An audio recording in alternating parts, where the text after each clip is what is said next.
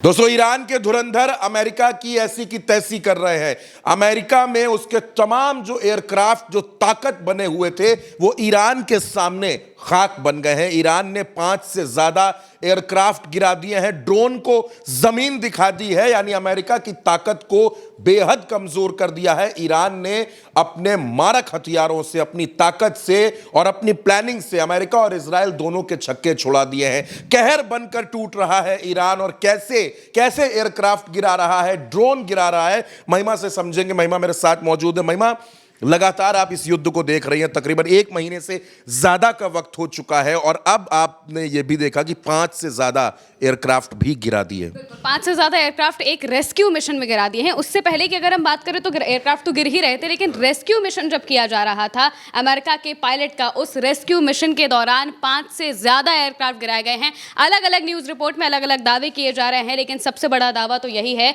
कि तस्वीरें वो बयां कर रही हैं कि किस तरह से एयरक्राफ्ट तबाह हुए हैं। ये तस्वीरें जो आप देख रहे हैं ये अमेरिका के एयरक्राफ्ट की हैं, जो कि ईरान की धरती पर तबाह हो चुके हैं, पूरी तरह से डिस्ट्रॉय कर दिए गए हैं। और उसके बाद वहाँ पर जो ईरान के जो रेस्क्यू एजेंसीज हैं, बाकी की जो एजेंसी हैं, वो वहाँ पर जांच करने के लिए पहुंची हुई थी, और उसके बाद जो तस्वीरें हैं वो सामने आती हैं कि वहाँ से सारी चीज़ें निकाली जा रही हैं। अब इसको लेकर अलग अलग न्यूज़ रिपोर्ट्स में क्या क्या बातें कही जा रही हैं वो बता देते हैं। तस्नीम न्यूज़ एजेंसी के हवाले से बताया गया है कि 12 US aircraft annihilated in single operation, यानी कि 12 अमेरिका के जो एयरक्राफ्ट हैं वो एक सिंगल ऑपरेशन में तबाह कर दिए गए हैं। इसमें उन्होंने जो डेटा दिया है उसके मुताबिक ईरान की मिलिट्री ने एक्सपोज किया है कि अमेरिका के मिलिट्री फेलियर्स को पूरी तरह से बताया है कि कैसे 12 के आसपास जो एयरक्राफ्ट हैं वो पूरी तरह से तबाह हो चुके हैं। इनमें 2 C-130 ट्रांसपोर्ट प्लेन्स हैं, 4 लिटिल बर्ड हैं, 4 ब्लैक हॉक्स हैं, 2 MQ-9 ड्रोन्स हैं। सिंगल ऑपरेशन में 4 ब्लैक हॉक्स की बात इसमें लिखी गई है, 4 लिटिल बर्ड जो प्लेन है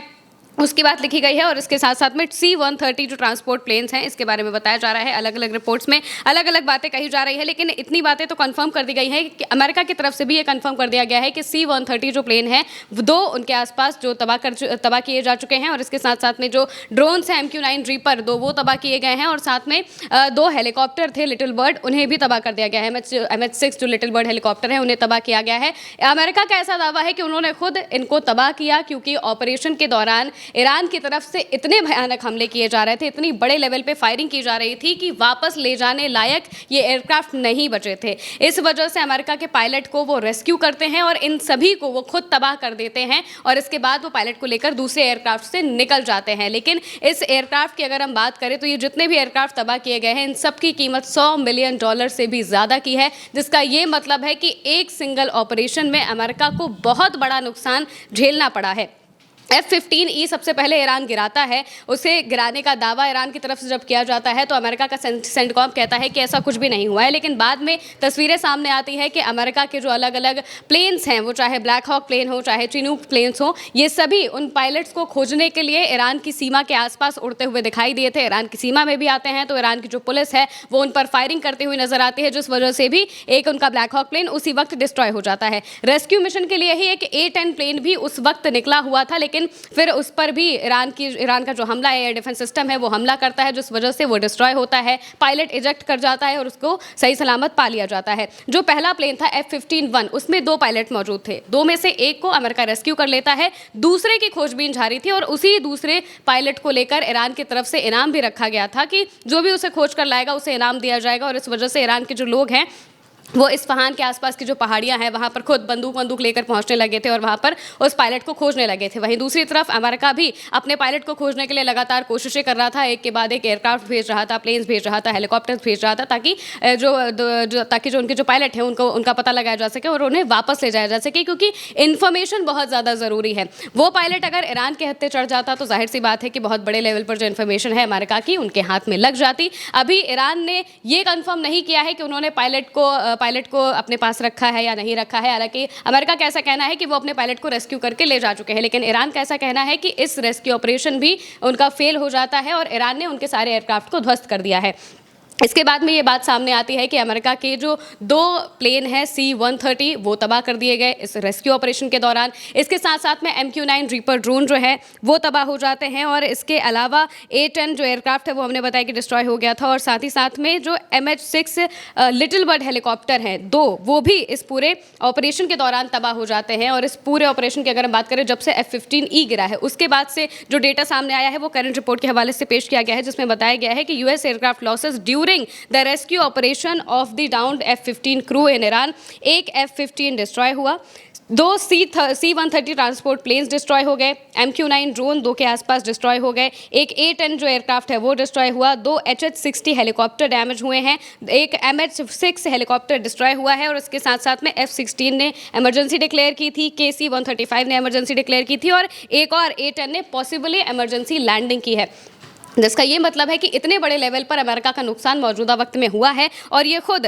जो ईरान है उसकी तरफ से किया गया है। टेलीग्राफ के हवाले से लिखा गया है कि the MC-130J aircraft used to rescue the second US airman cost more than $100 million, यानी कि C-130J जो एयरक्राफ्ट है जो 2 डिस्ट्रॉय हुए हैं, पूरी तरह से ध्वस्त हो गए हैं, उनकी कीमत $100 मिलियन से भी ज़्यादा की रही है। जिसका ये मतलब है कि अमेरिका को बड़े लेवल पर जो नुकसान है वो झेलना पड़ा है। हालांकि डोनाल्ड ट्रंप जब ये मिशन पूरा हो जाता है अमेरिका का और फिर ये खबरें सामने आती हैं कि ईरान ने उनके सारे एयरक्राफ्ट को डिस्ट्रॉय कर दिया है जो कि रेस्क्यू करने के लिए आए थे, उसके बाद डोनाल्ड ट्रंप अपनी जीत घोषित कर देते हैं। डोनाल्ड ट्रंप एक्स पर बहुत लंबा चौड़ा पोस्ट करते हैं, अपने सोशल मीडिया जो अकाउंट है उनका ट्रुथ सोशल, उस पर बहुत लंबा चौड़ा पोस्ट करके बताते हैं कि कैसे उनकी सेना ने बहुत बहादुरी का काम किया है और अपने जो उनके जो पायलट थे उसे रेस्क्यू करके ले आए हैं। दरअसल ये कहा जा रहा है कि डोनाल्ड ट्रंप ने अपनी इज्जत बचाने के लिए इतना बड़ा रेस्क्यू ऑपरेशन चलाया था, क्योंकि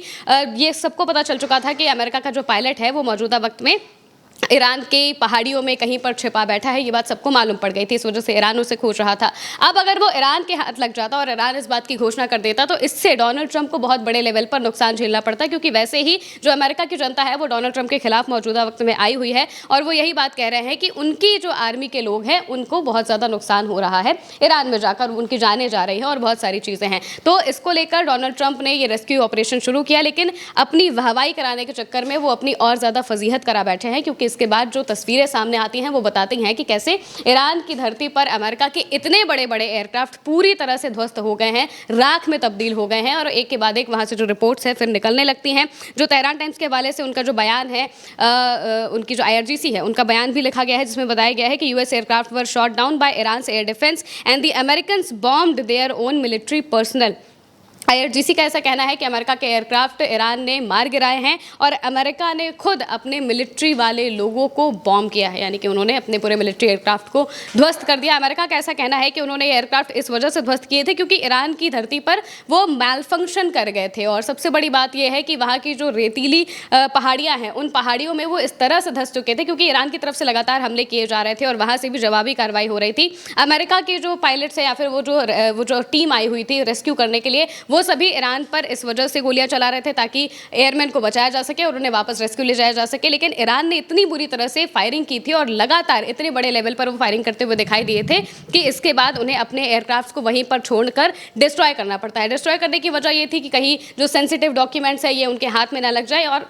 एयरक्राफ्ट की जानकारियां उन्हें ना मिल जाए, इस वजह से अमेरिका ने इसे पूरी तरह से डिस्ट्रॉय कर दिया। दोनों ही सूरतों में अगर देखें तो ईरान की फायरिंग की वजह से और ईरान के हमले की वजह से ही अमेरिका के ये सारे जो एयरक्राफ्ट है वो पूरी तरह से डिस्ट्रॉय हो चुके हैं। और अभी मौजूदा वक्त में ईरान लगातार ये बातें कह रहा है कि अमेरिका सिर्फ और सिर्फ खोखली बातें कर रहा है और इस बौखलाहट में डोनाल्ड ट्रंप अपने पोस्ट में ये बात कह रहे हैं कि वो ईरान पर अब आने वाले वक्त में और बड़े हमले करेंगे। लेकिन ईरान भी वही बात कह रहा है कि अब हमले और ज़्यादा बड़े होने वाले हैं, हमले और ज्यादा बड़े होंगे, युद्ध और ज्यादा भीषण होगा, ईरान और ज्यादा कहर बरपाएगा अमेरिका पर। यानी अमेरिका के लिए मुश्किलें कम होने का नाम नहीं ले रही हैं और अमेरिका लगातार इस जंग में ईरान के सामने पिछड़ता नजर आ रहा है। हमारे साथ फिलहाल अभी के लिए इतना ही। आप बने रहिए उल्टा चश्मा यूसी के साथ। नमस्कार।